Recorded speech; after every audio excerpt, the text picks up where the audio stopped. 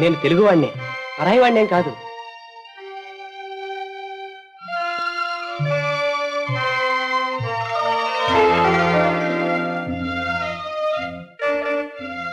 తిను, ముందు ఫోన్ చేయి, ఓపిక వచ్చాక అన్నీ మాట్లాడుకున్నాం.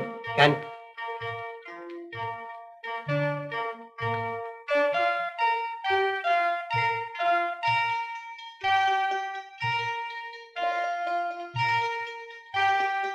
చూస్తుంటే నువ్వేదో గొప్పింటి బిడ్డలాగున్నావే. అప్పుడే వీడేలా పసికెట్టాడరా అనుకుంటున్నావా? కడుపులో మండిపోతున్నా పైకి మాత్రం నిండుగా కూర్చుని నాజుగ్గా తినే ఆ స్టైల్ ఉంది చూడు, క్లాస్. కరెక్టేనా నా మాట?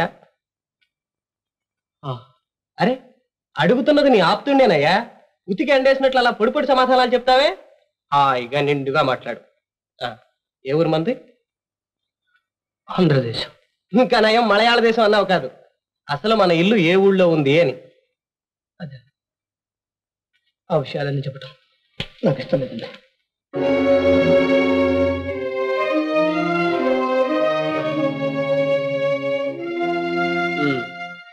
పోనీ ఈ ఊరు ఎందుకు వచ్చావో చెప్తావా? అది కూడా ఇష్టం లేదా? ఆత్మహత్య చేసుకోవటానికి వచ్చాను. వెరీ గుడ్, చాలా లక్షణంగా ఉంది మై డియర్ ఫ్రెండ్. ఇంత దూరం వచ్చి ఆత్మహత్య చేసుకుంటే గాని పోనంది ఏమిటి నీ ప్రాణం? అది కాదు, నా వాళ్ళెవరో నా శవాన్ని కూడా చూడకూడదని ఆ ఊరు వదిలి వచ్చేసాను.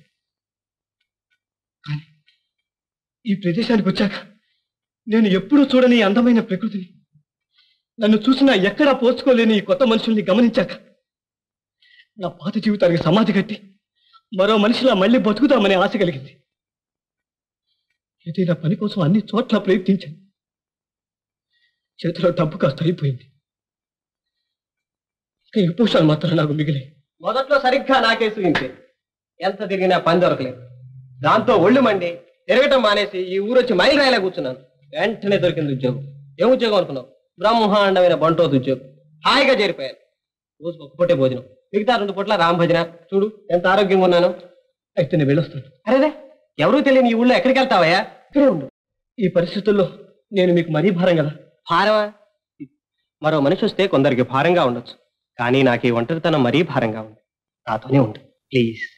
అది కాదు, మీరే ఇంత కష్టపడుతున్నప్పుడు ఆ కష్టాన్ని కూడా పంచుకో. కష్టపడటానికి నేను ఎప్పుడు భయపడినండి, కానీ మీరే ఓ పూట తింటూ 2 పూటలు పస్తుంటున్నప్పుడు, అరే ఆ పస్తులు కూడా పంచుకునే ఉండమంటున్నానయ్యా. ఇదిగో, నువ్వు ఇక్కడి నుంచి కళ్ళటానికి వెళ్ళలేదు, నాతోనే ఉండాలి. మీ ఆదరణ, మీ అభిమానం నన్నే మాట్లాడి ఉంటుంది. మీతోనే ఉంటాను.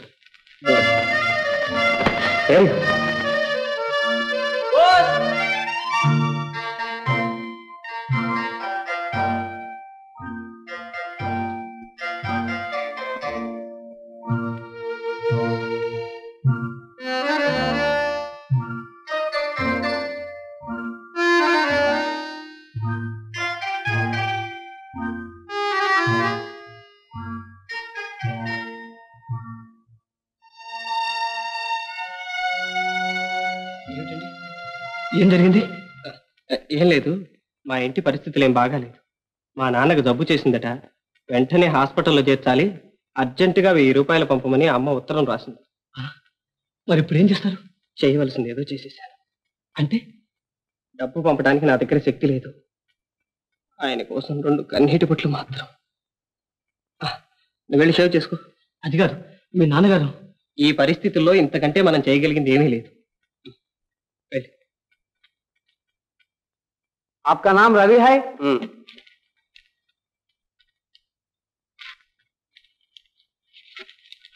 మీ పేరు రవే? నా పేరు రవే. అలాగా, మా అమ్మ నాన్న నాకు పెట్టిన అసలు పేరు రఘు. కానీ నేను ఈ మధ్య చాలా స్పెషల్ పేర్లు పెట్టుకున్నాను. అంటే నాకేం అర్థం కావటం లేదే. కంగారు పడక మరి, నేను ముందే చెప్పానుగా ఉద్యోగం కోసం అన్ని కంపెనీల్లోనూ ప్రయత్నం చేశానని. మన పేరుకు అదృష్టం తినగా లేదేమోనని కొన్ని ఉద్యోగాల కోసం రఘు అని, కొన్ని ఉద్యోగాల కోసం రవి అని అప్లై చేశాను. రఘు అనే పేరుకి బంట్రోత్ ఉద్యోగం వచ్చింది, చేరిపోయాను. ఇప్పుడు రవి అనే పేరుకి అదే ఆఫీసులో మేనేజర్ ఉద్యోగం వచ్చింది. మరి ఇప్పుడు ఎలా? ఏముంది, వెరీ సింపుల్. ఈ నిజమైన రవి సరాసరి వెళ్ళి ఆ మేనేజర్ ఉద్యోగంలో చేరిపోతాడు. నేనా? నమస్తే రఘు సాబ్, నమస్తే. आइए सरदार जी आइए, कैसा है आप? సిర్ఫ్ ఆప్కా దయా సాబ్. ఒకటి జెండాపై కపిరాజు, వీడు మా ఆఫీస్ లో టైపిస్ట్. వీడికి తెలుగు బాగా తెలుసు. వీడి పాప బెతవాళ్ళ పకోడీలు అమ్మేవట. క్యా దర్శన్, క్యా సమాచార్? రఘు సాబ్, తమతో ఒక అందమైన రహస్యం చెప్పాలా? రహస్యమా? జీ సాబ్, ఎరా కొంచెం ఇట్లా వస్తారా? చూడు దర్శన్, ఇక మీద నా జీవితంలో ఇతనికి తెలియని రహస్యాలంటూ ఏమీ ఉండవు. అంచేత ఆ అందమైన రహస్యం ఇక్కడే అచ్చా సాబ్, అచ్చా. రవి అన్న పేరుతో మేనేజర్ పోస్ట్ కి అపాయింట్మెంట్ ఆర్డర్ వచ్చింది. ఇక మాకి వస్తే ఆ ఆర్డర్ టైప్ కొట్టింది నేనే సాబ్. అలాగా, చాలా బ్యూటిఫుల్ గా కొట్టావు. అందుకనే అక్షరాలన్నీ సరిగ్గా నీ ముఖంలోనే ఉన్నాయి. అచ్చా సాబ్, కానీ మీరు ఇప్పుడు ఈ బంట్రోతు ఉద్యోగంలో దూరిపోయారు కదా. దొరికిపోతే మరి ఆ మేనేజర్ పోస్ట్ ఏమీ చేస్తారు సాబ్? ఏమీ చేయమంటారు సార్? మన పెండ్లాంకి చుట్టం ఒకడు పని లేక బిఏ చదివి ఊరికే తిరుగుతూ ఉన్నాడు సాబ్. పని లేక ఊరికే తిరగాలంటే బిఏ చదవాలన్నమాట. జీ సాబ్, గొప్ప కిటికే. నై సాబ్, ఆ మేనేజర్ పోస్టు వాడికి ఇస్తే రవి అన్న పేరుతో వాడు బతికిపోతాడు. దానికి 3000 రూపాయలు క్యాష్ క్యాష్ సంతోషంగా ఇస్తాడు సాబ్. రఘు, ఒక మాట.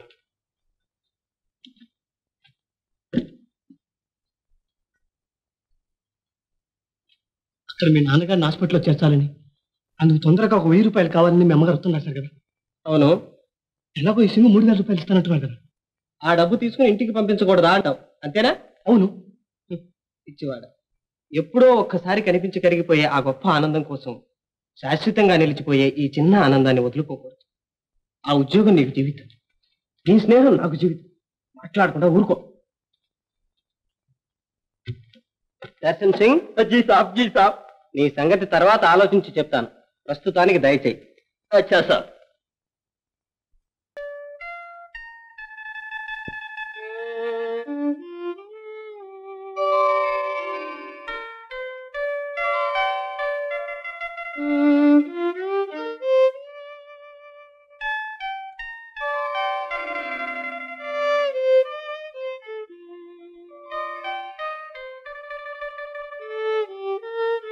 Good morning sir. Good morning.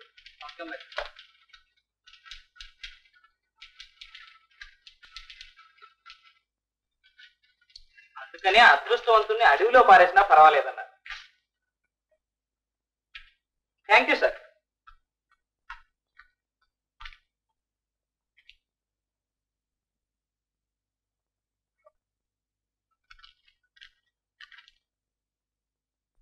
My God, what is this?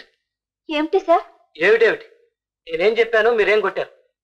Hour new manager will be on leave on 20th అని కొట్టమన్నాను. అవునా? అవును సార్. ఏమిటి అవును? Our new manager will be in love on 20th అని కొట్టారు. లవ్ అని కొట్టాను sir. Sorry sir, mistake, my mistake sir. చూడండి లతాదేవి గారు, ఈ మిస్టేక్ మన ఇద్దరి మధ్య ఉంటేనే మంచిది. జనరల్ మేనేజర్ దాకా మాత్రం పోనివద్దు. దీన్ని మళ్ళీ కరెక్ట్ గా టైప్ చేసి ఆయన చేసి సంతకం పెట్టించండి. అలాగే sir. Sir, sorry sir. Madam, అయ్యా రఘు, ఏమిటి బుల్లుడా, బడా పెద్ద మనిషివయ్యా నువ్వు. పేరు మార్చి వేసి మనిషిని కూడా మార్చి వేసి నీ వాడిని తెచ్చి మేనేజర్ కుర్చీలో కూర్చోబెడతావు. అదంతా ఇంకా ఇప్పుడు క్యా బాయ్. ఈ నాటకం అంతా జనరల్ మేనేజర్ కు తెలిస్తే ఏమి అవుతుందో కొంచెం ఆలోచించు భాయ్. ఏమవుతుందా గోంగూర? ఇదిగో, మనసులో కుళ్ళ ఆలోచనలు పెట్టుకున్నావంటే మనిషి కూడా కుళ్ళిపోతావు. హాయిగా నీ పన్ను చూసుకో. ఏం తెలివిగా చెప్తావయ్యా. అదంతా క్యోంకి బాయ్, మనకి కూడా కాస్త సంథింగ్ మర్యాదగా పారే. ఏమిటి అంచమా? లేదు కానీ అన్నమాట తంతాను. తమాషా చేస్తావు? తమాషాగానే తంతాను. రుచి చూస్తావా? ఈ విషయం అంతా జనరల్ మేనేజర్ తో రిపోర్టు చేస్తాను. మిమ్మల్ని డిస్మిస్ చేయిస్తాను. పరప బాబుతో చెప్పుకోవా? మళ్ళీ ఇలా మాట్లాడావంటే నిజంగానే తంతాను. జాగ్రత్త.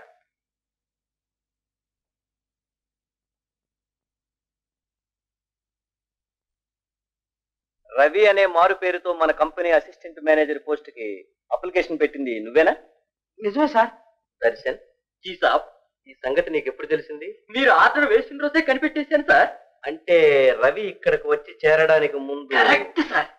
అయితే ఆ రోజే ఎందుకు చెప్పలేదు నువ్వు? ఇన్నాళ్ళు ఎందుకు తెచ్చావు? ఏమిటయ్యా అలా గుడ్లప్పకించి చూస్తావు? చెప్పు, ఈలోగా రఘును బెదిరించినా ఏం బేరం కుదరలేదా?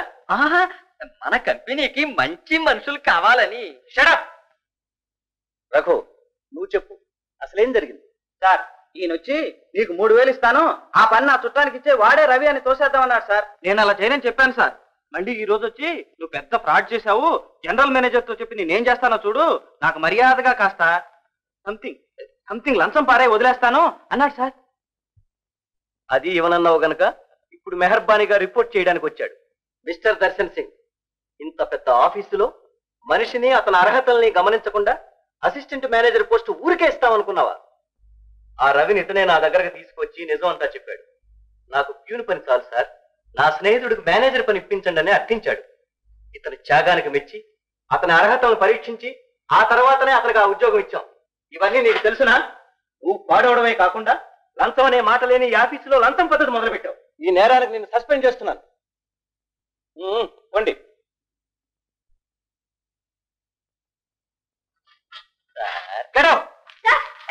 మిమ్మల్ని సార్. నన్నే? అవునండి. ఏమిటమ్మా? నమస్తే సార్. నమస్తే. ఆ తర్వాత ఏంటి? ఏమీ లేదండి, ఇన్నాళ్ళు మీరు మామూలు బంటోస్ అనుకున్నాను, కానీ మీకు ఇంత మంచి మనసు ఉందని, ఇంత త్యాగం చేస్తారని అనుకోలేదు. మీరు నిజంగా త్యాగ పురుషులు సార్. నమస్తే సార్.